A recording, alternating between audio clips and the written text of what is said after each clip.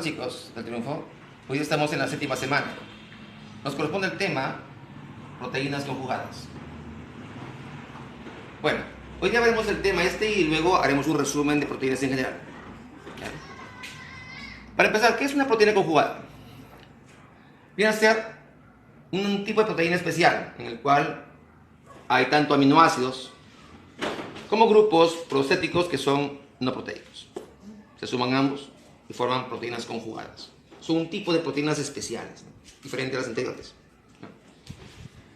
Por ejemplo, si el grupo prostético fuera un pigmento, se une a una proteína, se llamaría cromoproteína, porque es un pigmento, es un color.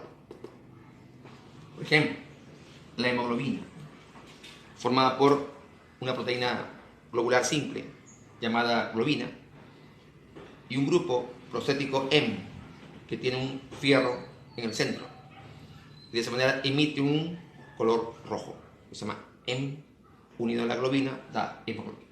Este pigmento es importante porque es el principal transportador de gases en la sangre. Este pigmento se une con 3 gases importantes, principalmente con el oxígeno, formando la oxihemoglobina. De esa manera nuestros tejidos están bien oxigenados, están de un color sonrosado y hay bastante oxihemoglobina. En casos patológicos se une con el CO2 y forma ya la carbaminohemoglobina, ¿sí? Carbaminohemoglobina, que es un pigmento de color azul. Cuando uno está, por ejemplo, con falta de oxígeno, los tejidos se ponen pálidos y azulados por la elevación de carbaminohemoglobina más allá de un 5% miligramos por ciento en la sangre. También se puede unir con el CO o humo, también llamado monóxido de carbono. También se puede unir formando la carboxihemoglobina. ¿Ya? Son 3 entonces: oxihemoglobina con el oxígeno, carbaminohemoglobina con el CO2 y carboxihemoglobina con el CO, que es tóxico, altamente venenoso. La mioglobina, en cambio, es una proteína que se encuentra en el músculo, transporta gases en el músculo, ¿ya? Favorece el color del músculo, ese color tipo carne, lo da justamente la mioglobina, ¿no? Hace que el músculo tenga gran cantidad de oxígeno, ¿no? Debido a que existe este pigmento allí y presenta tipos importantes parecidos a la hemoglobina. La hemocyanin, en cambio, es un pigmento que contiene cobre y por ello tiene un color azul. Es el pigmento de la sangre o hemolinfa de los invertebrados. Ellos tienen este pigmento para poder respirar, diferente a nosotros que tenemos hemoglobina y mioglobina. Los invertebrados presentan hemocianina, ¿no? Si el grupo prostético fuera un metal, se llamaría metaloproteína. Muchos tipos de estos arrastran metales, por ejemplo la ferritina, ¿no? Es un pigmento que reserva hierro, reserva fierro.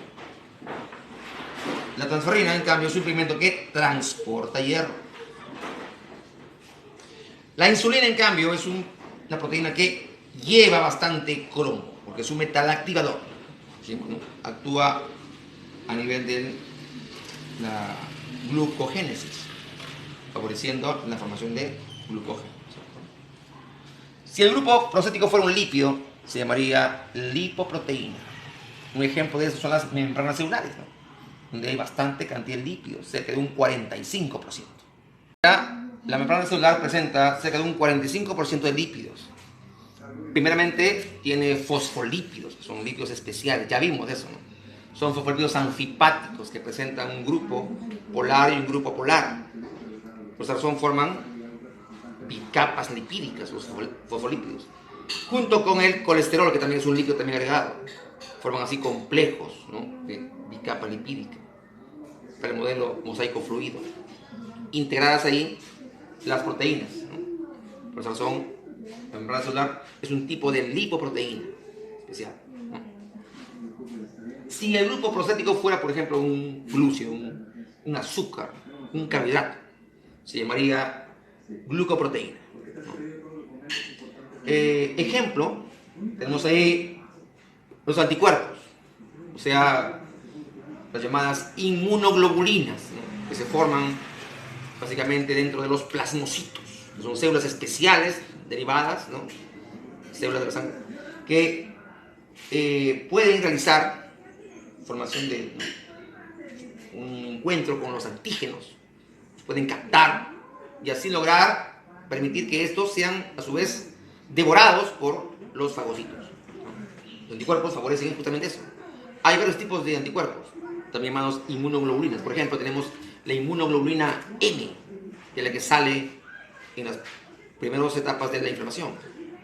La G, que sale mucho después y se mantiene muy elevada para inflamaciones crónicas. La E, que tiene que ver, por ejemplo, con fenómenos de tipo alérgico. La D, que es un apoyo de todas ellas, ¿no?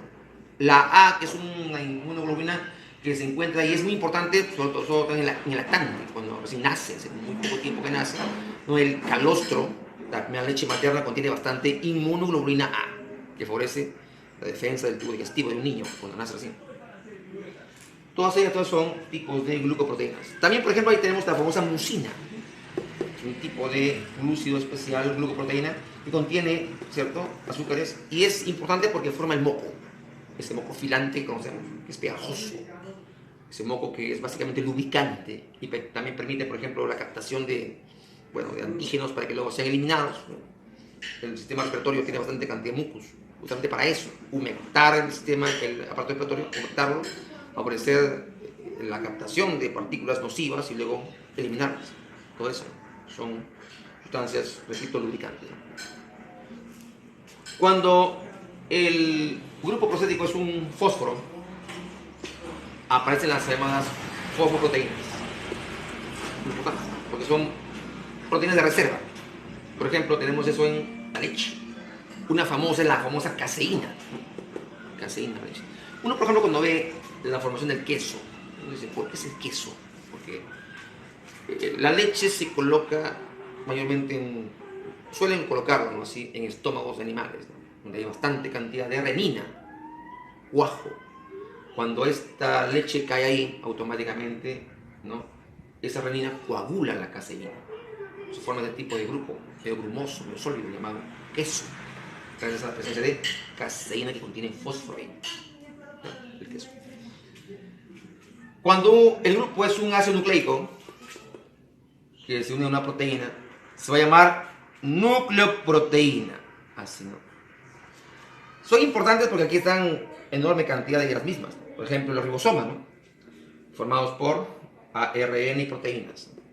El ribosoma es un orgánulo en la célula que permite la formación de grandes cantidades de proteínas.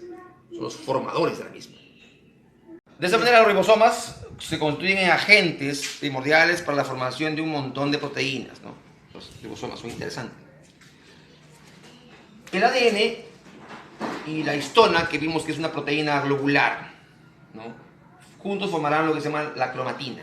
Es el material que se encuentra dentro del núcleo, dentro de la carioteca. La cromatina va a originar posteriormente, según se va fusionando, ¿no?, se va condensando los cromosomas, que son los agentes de transmisión de caracteres. Dentro están los genes, obviamente, ¿no? ¿Por qué? Porque las histonas son proteínas especiales que hacen que el ADN pueda multiplicarse en gran cantidad de cromosomas. Por eso son altamente importantes en la construcción de la cromatina. El ADN o el ARN, o ambos, pueden formar, unidos a una proteína llamada cápside, el virus. El virus, al igual que el ribosoma, al igual que la cromatina, son nucleoproteínas. El virus es un agente de enfermedades que nació mucho tiempo atrás, mucho antes que las células llegaran, y está el virus. Un ejemplo es el famoso COVID, el virus que hoy día está arrasando el mundo, ¿no? Estamos en la época en la cual el COVID se hizo, pues, una tremenda reputación de ser el malo de la película. Todos los virus en general son nucleoproteínas. Es una estructura muy sencilla, ¿no? Apenas una cápside proteica y dentro un genoma, nada más. Y con eso es suficiente. No son células, jamás serán células. Son partículas lamentablemente que originan enfermedades porque están en contra de las células. Ellos lisan, destruyen, aniquilan células. Y así obviamente tenemos muchos tipos de virus, ¿no? Especialmente el que hoy ataca al mundo, el COVID-19. Ahora, en general, hemos visto todo lo que son proteínas hasta aquí. Pero vamos a un repaso chiquito nada más, ¿no? Proteínas, entonces concluimos que son biomoléculas de gran peso molecular, gran tamaño, que no dializan, sino más, que son el 15% de todo el peso general. Están formados por sillares llamados aminoácidos, que a su vez se unen mediante enlaces peptídicos que eliminan agua. Y conforme se van dando los enlaces peptídicos, se van formando cadenas enormes de aminoácidos. Vimos que los aminoácidos son dos tipos, ¿no? Esenciales, no esenciales. Ejemplo de esenciales, la valina, la leucina, la isoleucina, ¿no? Ejemplo de no esenciales, la tirosina, ¿no? La alanina, ¿no? Todos ellos, conforme se van uniendo, ¿no? Van formando estructuras primarias, que dijimos que eran importantísimas porque depende justamente del lugar exacto en que un aminoácido se coloca, pues la proteína va a ser la que se eligió que fuera. Su ribosoma tiene mucho que ver en esto también, porque el ribosoma coloca exactamente ahí el aminoácido para que la proteína se forme. Si esta proteína cambia el lugar de sus aminoácidos, automáticamente también se transforma en otra. No es la misma que era antes. Cuando esta estructura primaria se coloca en el espacio, dijimos, existen las llamadas estructuras secundarias, que pueden ser las alfa hélice o también pueden ser las beta zigzag. Por ejemplo, en el caso del alfa hélice sería la estructura, por ejemplo, de la queratina. Queratina, dijimos, la elastina, el colágeno. Si fuera beta zigzag, la fibroína, ¿no? La fibrina. Justamente aquí tengo acá una figurita especial, mira, para que tú veas, ¿no? Para que tú veas, ¿no? Estructuras secundarias, ¿ves ahí? Dos tipos, ¿no? Arribita ves el alfa hélice y aquí abajito ves la beta zigzag, ¿no? Son estructuras secundarias, ¿cierto? Bien. Luego de ahí dijimos que hasta ahí se da la unión de proteínas tanto globulares como fibrosas. Hasta ahí llegan ambos en estructuras. De ahí solamente la globular asume la llamada terciaria y la cuaternaria, en la cual ya existe, digamos, la actividad biológica. Por ejemplo, así. ¿Ves aquí? ¿Ves ahí? Acá tenemos una estructura, ¿no? ¿Cierto? Terciaria, en la cual, mira, la estructura secundaria se ha plegado sobre sí misma, ¿no? ¿Lo ves ahí? Es una estructura terciaria, igual que acá. Acá, igual también ves, es una estructura terciaria. La secundaria se ha plegado sobre sí misma. Bien. Luego de ahí llega la cuaternaria, que es la máxima expresión. ¿Lo ves ahí? La cuaternaria es la máxima expresión en la cual se dan las proteínas globulares. Bien. Con todo esto, finalmente, las proteínas, ¿no?, van a ser de tipos especiales. Por ejemplo, globulares, que eran esféricas. Las fibrosas, que son lineales. Todas ambas son simples. Y las conjugadas, como ya las hemos visto acá, ¿no? Gracias a las proteínas globulares hay un montón de actividades biológicas. Por ejemplo, las enzimas, ¿no? A ver, pasar a hablar de las enzimas, pero no hablé mucho de ellas. Ahorita voy a ampliar. Las enzimas son proteínas biocatalizadoras. Incrementan la actividad biológica. Incrementan la velocidad de todas las reacciones del cuerpo. Todas favorecen que se den en mucho menos tiempo del que se darían si es que no hubiera enzima. Las enzimas son, dijimos, altamente específicas, son proteínas que el calor no resisten porque automáticamente se destruyen, ¿no? ¿Qué factores básicamente destruyen una proteína? Lo que llamamos la famosa desnaturalización. Por ejemplo, el calor destruye una proteína. El pH muy elevado, por ejemplo, mucho ácido, mucho base, origina destrucción de proteína. elimina la cuaternaria, la terciaria, la secundaria, la deja solamente en primaria. O sea, le quita toda la actividad biológica. Por eso también, ¿qué más? La electricidad también, igual, origina destrucción de proteínas. La urea, metales pesados como el mercurio, destruyen una proteína. O sea, con una proteína globular, finalmente pierde su cuaternaria, terciaria, secundaria, queda relegada a una ínfima estructura como la primaria, prácticamente dijimos que esa proteína se ha coagulado. Como ejemplo en el caso dijimos la vez pasada, ¿no? La clara de huevo, la freíamos, se ponía toda opaca, perdía su actividad biológica. Y así, gran cantidad de estos moléculas son interesantes de estudiar porque permiten entender gran parte de la fisiología del cuerpo.